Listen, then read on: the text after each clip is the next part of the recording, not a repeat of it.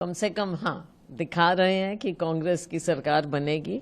पर मुझे लगता है, मेरी अपनी एक वो असेसमेंट जो लगती है कि 60 से प्लस हमारी सीटें आने के आसार नज़र आ रहे हैं। हमें बहुत अच्छे ढंग से सरकार बनेगी, लोगों का मूड है और बदलाव का भी मूड है।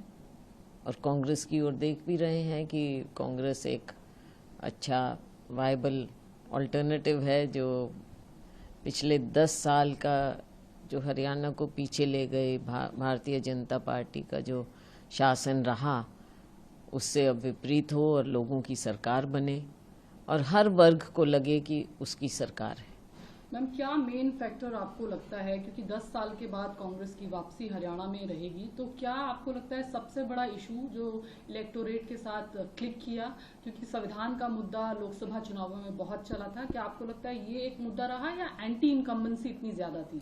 दोनों चीज़ें, कई चीज़ें हो जाती हैं। एंटी इनकम्बेंसी बहुत भारी थी और एंटी इनकम्बेंसी का एक ये भी मुद्दा था कि खास तौर से जो वीकर सेक्शन है उसको लगा कि किसी न किसी तरह से ये हमको दबाने का प्रयास करेंगे।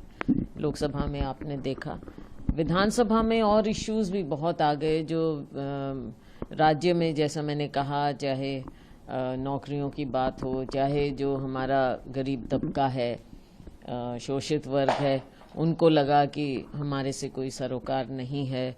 जो किसान है, मजदूर है, उनको सब पीछे आपने देखा कि सब नाराज हो रहे थे। और नाराज क्यों हो रहे थे? क्योंकि गलत पॉलिसी।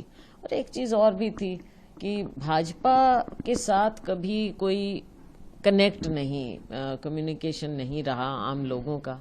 और इसके ऊपर कांग्रेस क्यों?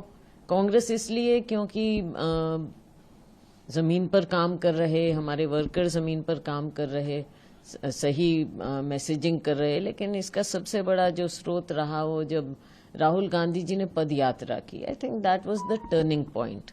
उस समय से कांग्रेस पार्टी को भी और लोगों में भी एक नई उम्मीद आई और कांग्रेस पार्टी को एक नई ऊर्जा मिली। हमारे वर्कर, जो कितने वर्कर राहुल जी से मिले भी, यात्रा में शामिल हुए, तो एक ऐसा कॉमन ग्राउंड मिला कि हमारा नेता हमारी बात कर रहा है। तो उससे माहौल, देश में भी माहौल बदला और हरियाणा में डेफिनेटली माहौल